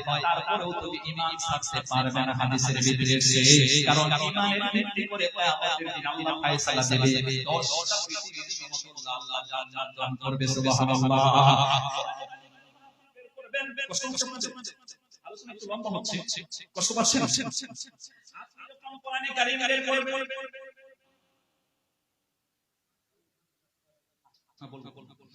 কোরআনে কারীমে যখন আপনি বের করবেন 24 25 নম্বর পারা আখির সূরা আখির সূরাটা হয় ইসলাম হলো সূরা যুখরুফ টোটাল আছে সূরাটার ভিতরে 98 আল্লাহ তাআলা 70 এবং 71 নম্বর আয়াতে বর্ণনা করেন উদখুলুল জান্নাতা আনতুম ওয়া আযওয়াজুকুম তুহরামুন ওয়া আলাইহিম বিসহাফিন আল্লাহ রাব্বুল আলামিন বলেন চিরন্তন জান্নাতে আল্লাহ তাআলা ঈমান যখন থাকবে খুশি হয়ে আল্লাহ তাআলা বলে দিবেন বান্দারা তুমি জান্নাতে যাও শুধু একা যাও না তোমার প্রাণের স্ত্রীকে সাথে নিয়ে জান্নাতে চলে যাও এই জান্নাতে যখন আপনি পৌঁছাবেন যাওয়ার আগে আপনাকে গোসল করানো হবে গোসল করানোর সাথে সাথে আপনার বডিটা হবে আদম আলাইহিস সালামের হুবহু আপনি আয় লম্বা হবেন 7.5 চওড়া হবেন এত বড় আদম আলাইহিস সালামের মতন বডি পাবেন 2 নম্বরে ইউসুফ আলাইহিস সালামের মতন চেহারাটা সুন্দর হয়ে যাবে 3 নম্বরে আইয়ুব আলাইহিস সালামের মতন ধৈর্য ক্ষমতা আল্লাহ দান করবে আল্লাহ রাব্বুল আলামিন বলেন আইয়ুব ইদনা রাব্বাহু আন্নী মাসানিয়া দুরু ওয়া আনতা আরহামুর রাহিমিন আইয়ুব আলাইহিস সালাম আল্লাহকে ডাকতে বলে না আমি রোগাক্রান্ত আর আপনি রহমত করনে ওয়ালা আপনি আমাকে দয়া করেন আল্লাহ তাআলা দয়া করে তাকে রোগ মুক্ত করে দিলেন এই যে লং টাইম পর্যন্ত অসুস্থ ছিলেন তিনি কিন্তু আল্লাহ সম্পর্কে কোনো অভিযোগ করেন নাই আর আমাদের বেমার হইলেই আমরা বলি আল্লাহ আমার এই পাই বিপদ আমারই আসলো আমি এত নামাজ আমি এত কোরআন পড়ি আমি এত রোজা ধরি আর বিপদ আমাকে পেল বরং আল্লাহ সম্পর্কে সে উল্টা অভিযোগ করে আর বিপদ এলে নামাজ রোজা সব ছেড়ে দেয় কথা বলুন ঠিক ঠিক কোরআনে কারিমে আপনারা সূরা আল হজ 17 নম্বর পারা 2 নম্বর সূরা 78 আয়াতের 11 নম্বর আয়াত শুনতেছেন? আল্লাহ রাব্বুল আলামিন বলেন ওয়া মিনান নাসি মান ইয়াবুদুল্লাহ আলা হারফ ফাইন আসাবাহু খায়রুন ইতমাআন্না বিহি ওয়া ইন আসাবাতুহু ফিতনাতুন ইনকালাবা আলা ওয়াজহিহি খাসিরাদ দুনিয়া ওয়াল আখিরাহ যালিকা হুয়াল খুসরানুল মুবিন। আল্লাহ রাব্বুল আলামিন বলেন আমার কিছু বান্দা বান্দী আছে তারা আল্লাহ তাআলার ইবাদত করে আমল করে দ্বিধাদ্বন্দ্বের ভিতরে ঢুকে সে যখন কল্যাণ পায় তখন ইবাদতে টিকে থাকে, আর কল্যাণ এলে সে আমার সম্পর্কে অভিযোগ করে সেখান থেকে সে ব্যাকে চলে যায়, কিছু পা হয়ে যায়, মুখটাকে ঘুরিয়ে নেয়। আল্লাহ তাআলা বলেন এমন ইবাদতকারী তার দুনিয়াও গেল আখিরাতও গেল, সে সাতদের অন্তর্ভুক্ত হলো। বরং আল্লাহর কাছে আরো বেশি জানেওয়ালা হবে না, ইবাদতকারী হবে। এবার আপনারা বলতে পারেন বিপদ আল্লাহ দেন কেন? আর বিপদ না দিলে তো আপনি মন দিয়ে আল্লাহকে ডাকেন না। যখন স্বাস্থ্য ভালো, সব কিছু ঠিকঠাক চলছে, নামাজ পড়লে রোজা রাখলেও আপনি সেটা এত মন দিয়ে এই ইবাদতগুলো করেন না। যখন বিপদ আসে তখন মনোযোগ বাড়ে না। কথা বলে 100% মনোযোগ বাড়ে, এইজন্য আল্লাহ বিপদ দেন। আমার এই বিপদে অধৈর্য হওয়া যাবে না, ধৈর্য হারা হওয়া যাবে না। কোরআনে কারীমে যখন আপনি স্টাডি করবেন, পবিত্র কোরআনে কারীমে সূরা জুমার বলে একটা সূরা পাবেন বন্ধুরে, 44 নাম্বার পারার সম্ভবত শেষের দিকে এই সূরাটা এসেছে, সূরাতুল জুমার। এই সূরার আগের সূরা এই আয়াত শেষের সূরার আগের সূরা জুমার প্রথম আয়াত হচ্ছে 10 নম্বর আয়াত। ইন্নামা ওয়াফাস সাবিরুনা আজরাহুম বিগাইরি হিসাব। আল্লাহ রাব্বুল আলামিন বলেন নিশ্চয়ই মুশরিকদের আমলনামা ধৈর্যশীল ছিল, আমলনামার ভিতরে অত্যন্ত ধৈর্য ধারণকারী ছিল। আল্লাহ তাআলা খুশি হয়ে ফেরেশতাদেরকে বলবেন এর আমলনামায় সওয়াব তোমরা অবলম্বন দিতে থাকো। মুফাসসিরিনে কেরাম বলেন প্রথমে ফেরেশতারা সওয়াব দিবে টুকরি ভরে ভরে। টুকরি বুঝেন তো কি বলেন আপনারা? যেটা মাটি ভর্তি করে মাথায় করে দিয়ে যায়, মা বোনেরা কিছু সামান দিয়ে যায়, ঠিক আছে তো? এই টুকরি বলে বলে যখন সওয়াব দিতে থাকবেন, আল্লাহ তাআলা যখন বলবেন লা তাবদিলা লিকালিমাতিল্লাহ যালিকা হুয়াল ফাওজুল আযীম, no sense in the words of Allah, this is great simplicity. আল্লাহর কথায় কোনো পরিবর্তন হয় না। ইন্না ওয়াদাল্লাহি হাক, আল্লাহ ওয়াদা হলো সত্য। আমার ওয়াদা ছিল দুনিয়াতে আমার যে বান্দা বান্দি সত্যিকার ধৈর্য ধারণ করবে তাকে বিনা অগণন সওয়াব দেওয়া হবে, গণে না, বরং অগণন দেওয়া হবে। তুমি টুকরি বলে বলে বলে দিছো, তো আমার ওয়াদা ঠিক হলো না, এবার অগণন দিতে থাকো। বলেন সুবহানাল্লাহ, লিল্লাহি তাকবীর। এজন্য বিপদে অবিচল থাকতে হবে, ধৈর্য হারা হয়ে যাবে, যাওয়া যাবে না। আমার মা বোনকে লক্ষ্য করে এখানে কথা বলতে পারি। হাদিসে এসেছে আমরা যখন পুরুষ ইসলামিক সংগ্রাম হলো, জিহাদ হলো, সেখানে আমরা চলে গেলাম, চোখ কাটলো, পেট কাটলো, শাহাদা বরণ করলাম, তারপরে রক্তাক্ত হয়ে গেলাম, প্রচন্ড যুদ্ধ করলাম, সাহাবায়ে কেরাম 3 4 করে এক টুকরো খেজুর খেয়ে আল্লাহর রাস্তায় সংগ্রাম করেছেন। তাই পুরুষেরা জিহাদের সওয়াব পায়। আর হাদিসে এসেছে আল্লাহ রাসূল সাল্লাল্লাহু আলাইহি ওয়াসাল্লাম বলেন মহিলারা জিহাদের সওয়াব পাবে যখন দাম্পত্য জীবনে বসে স্বামীর সংসারে প্রচন্ড কষ্ট করতে থাকবে, মেহনত করতে থাকবে। এই মেহনতের মাধ্যমে পুরুষেরা রক্তাক্ত হয়ে জিহাদের ময়দানে যে জিহাদের সওয়াব পায়, মহিলারা ধৈর্য ধারণ করে স্বামীর সাথে সংসার করলে তারা ওই সওয়াব অর্জন করতে পারে। সুবহানাল্লাহ।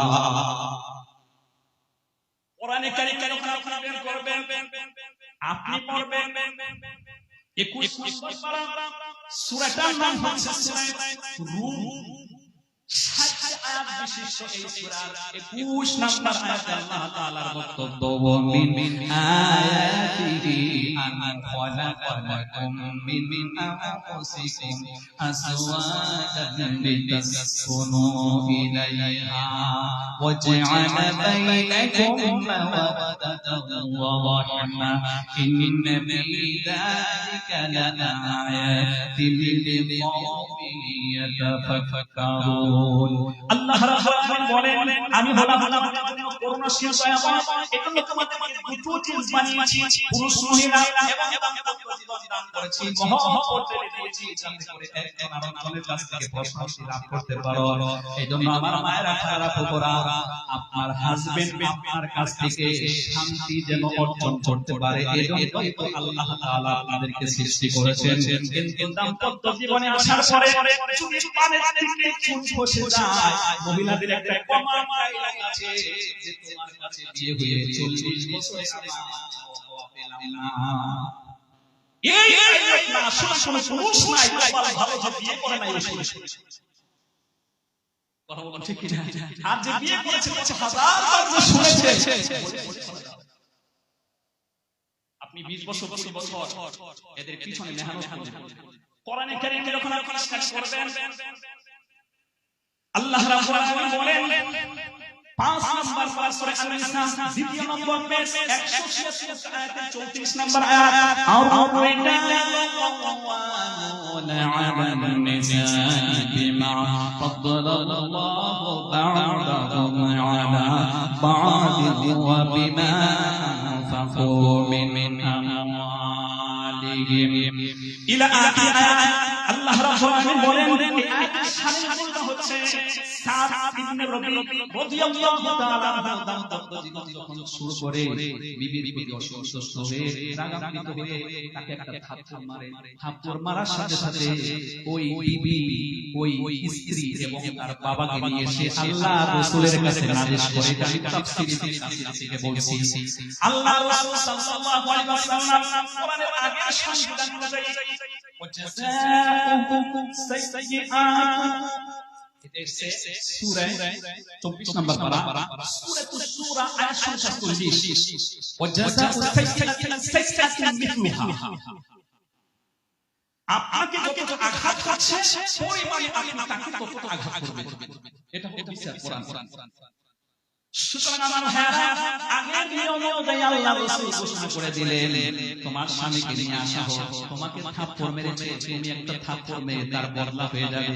আল্লাহ রাসূল যখন এই ফয়সালা দিলেন, ইনডিমেন্ট টাইমে কোরআন আয়াত অবতীর্ণ হলো। এই আয়াতটা অবতীর্ণ হলো 34 নম্বর আয়াত। কি বলা হয়েছে এখানে খুব লক্ষ্য করে শুনবেন আমার মা বোনেরা, বিশেষ করে আপনাদের ব্যাপারে এই আয়াত।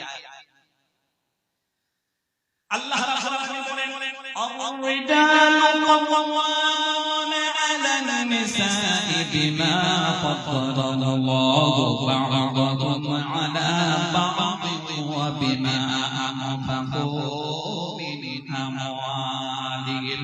প্রথমে আল্লাহ তাআলা সতর্ক করে দিলেন যে স্ত্রীর সম্মান গার্জিয়ান হলো তার স্বামী, স্বামী হলো বড় বাবা। সুতরাং থাপ্পড় মেরেছে তাকে থাপ্পড় মারা যাবে না।